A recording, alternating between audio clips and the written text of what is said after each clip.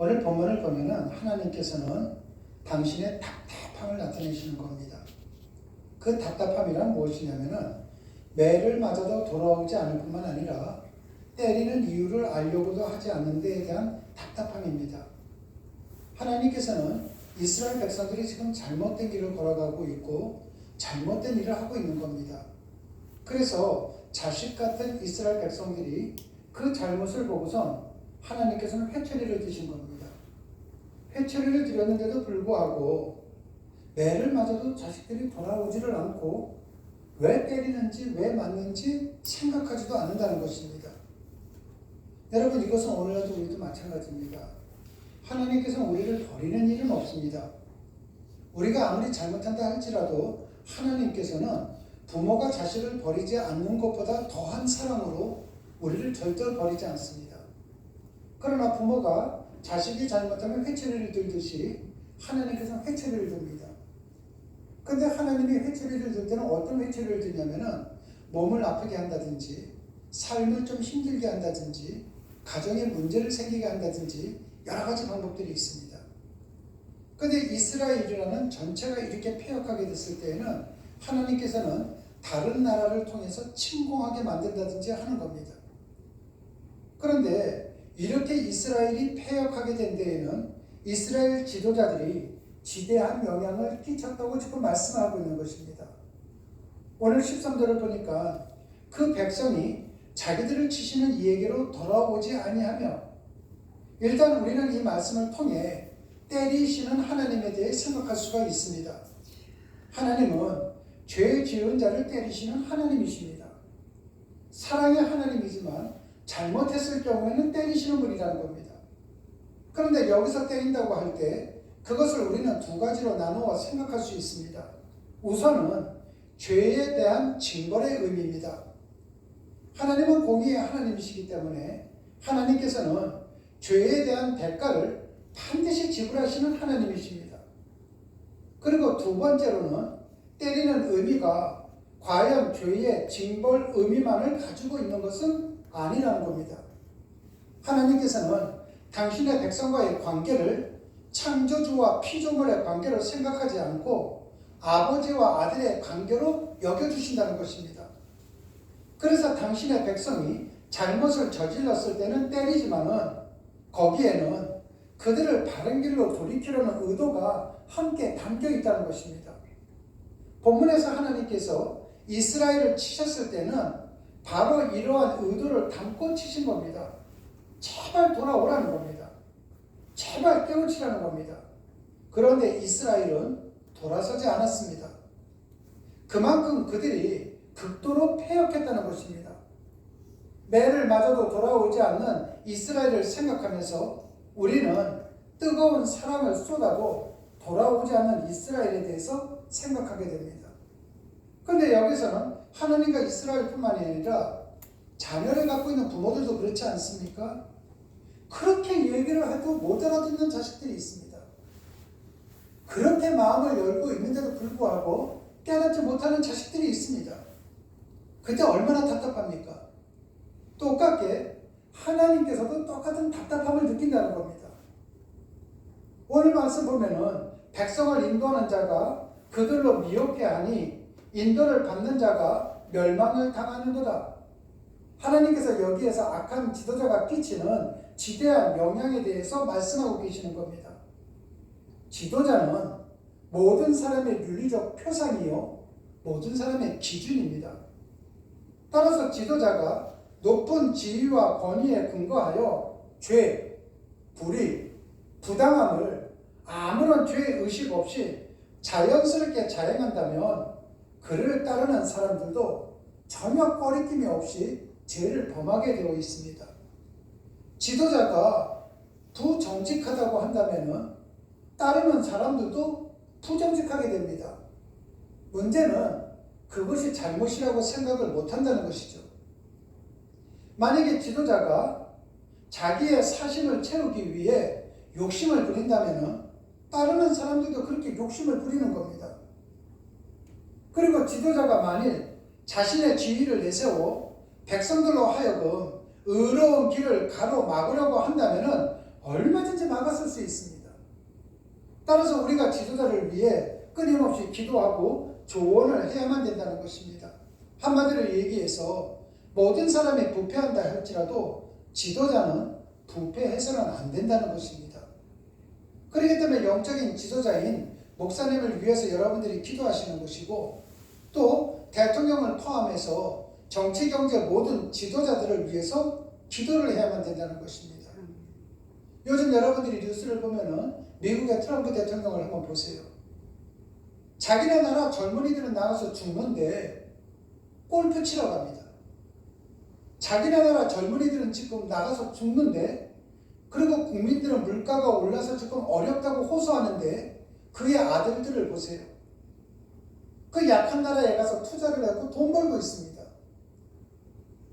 여러분, 미국이란 나라는 신뢰는 지금 땅에 떨어졌습니다. 한 사람으로 인해서. 이처럼 지도자 한 사람은 한 사람이 아니라 우리가 그 한 사람을 지금 그 문제를 삼고 있는 것이 아니라 미국 전체에 대해서 신뢰감을 보이지 않지 않습니까? 그렇기 때문에 여러분들도 마찬가지입니다. 지도자가 부패하면 안 되거든요. 그래서 여러분들 항상 기도를 하셔야 됩니다. 17절 말씀을 보면은 여호와의 진노가 돌아서지 아니하며, 이 말씀은 하나님께서 이스라엘에게 구원을 허락하시는 것을 포기하는 선언의 말씀입니다.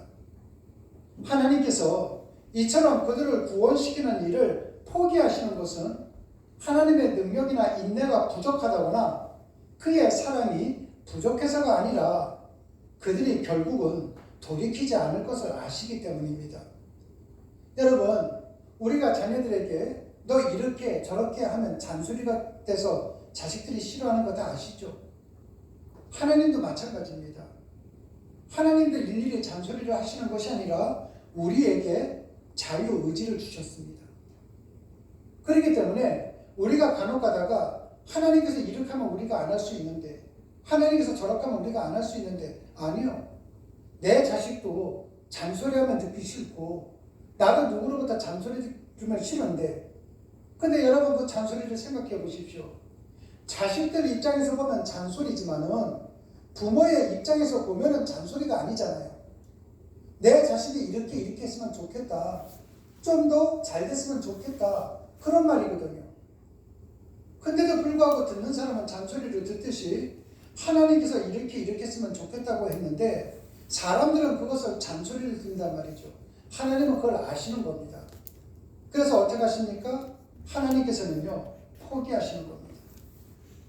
그래서 그 사람은 인생은 그렇게 살아갈 수밖에 없어요.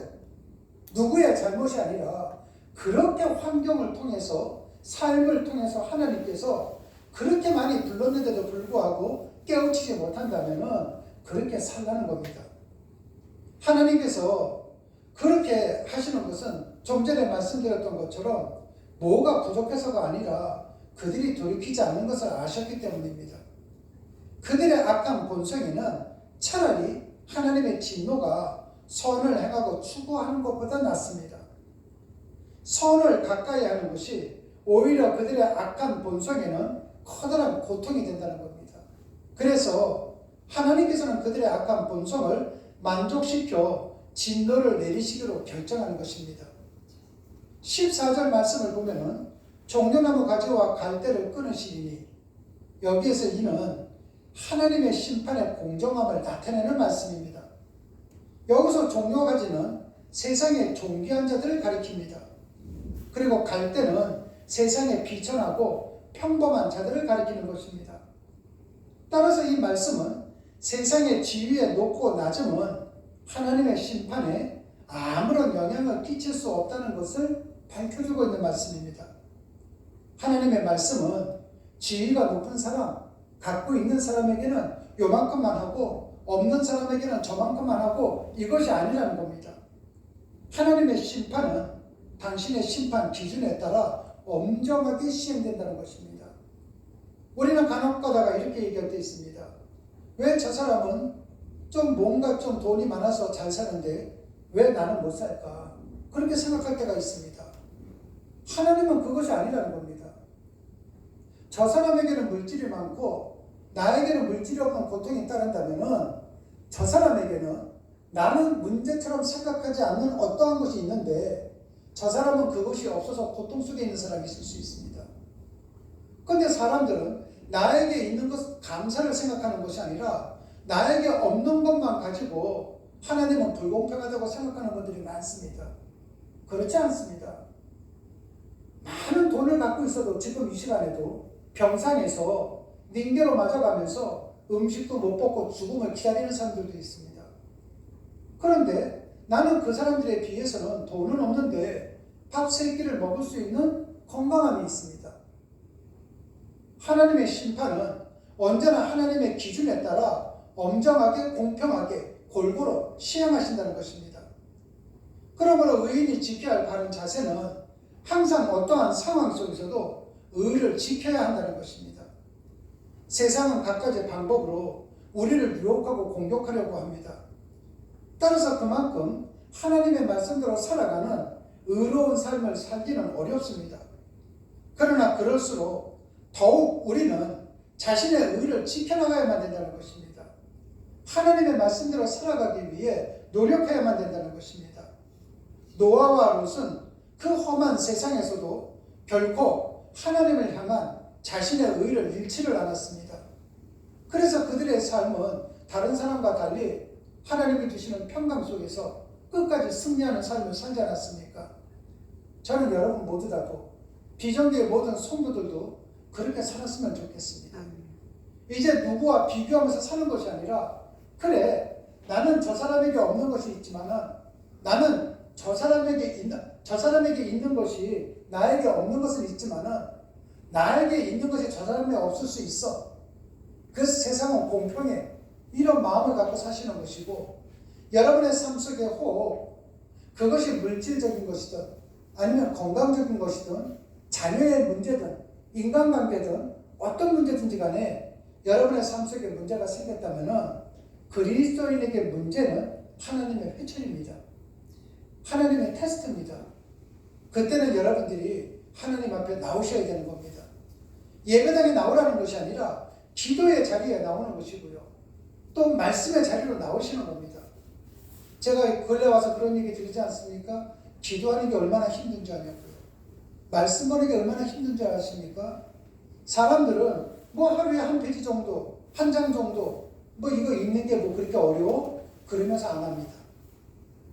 뭐 매일같이 기도하라는 거, 다른 건 기도 못해도 내 자식을 위해서 기도하는 거, 뭐 그냥 뭐 1, 2분 정도 하는 게 뭐가 어려워? 그러면서도 못합니다.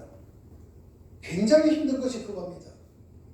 저는 비전교회 성도들이 꼭 했으면 좋겠습니다. 아니 하셔야만 됩니다. 아니 해야만 됩니다. 하나님께서 지금 여러분을 부르시는 겁니다. 삶 속에 힘듭니까? 하나님의 회초리의 소리입니다. 여러분의 삶 속에 시련이 있고 고난이 있고 문제가 있습니까? 하나님의 회초리의 소리입니다. 기도의 자리에 나와서 해결하십시오. 말씀의 자리에 나와서 문제를 해결하십시오. 한평생 길지 않은 인생인데 힘들게 살 필요가 있습니까? 아프게 살 필요가 있습니까? 내 자녀들이 그렇게 살기를 원합니까? 내 삶이 이렇게 살기를 원합니까? 그렇게 살기를 원치 않는다면 하나님의 회초리의 소리를 듣고 기도의 자리에, 말씀의 자리에, 예배의 자리에 나오시는 여러분들이 되시기를 주님의 이름으로 축원합니다. 기도하시겠습니다. 하나님 아버지 감사합니다. 언제나 바른 마음과 자세를 가질 수 있도록 은혜를 베풀어 주시옵소서. 하나님의 채찍과 진노하심을 하나님의 사랑으로 수용할 줄 아는 성숙한 그리스도인이 될 수 있도록 은혜를 베풀어 주시옵소서. 문제가 있다면 이제 그것을 누구를 탓하고 누구에게 원망을 하는 것이 아니라 하나님이 나를 부르는 소리라는 것을 깨우치고 이제부터 기도의 자리, 예배의 자리, 말씀의 자리에 나올 수 있는 우리가 될 수 있도록 복을 내려 주시옵소서. 주님 고맙습니다. 예수님 이름으로 기도드렸습니다. 아멘. 우리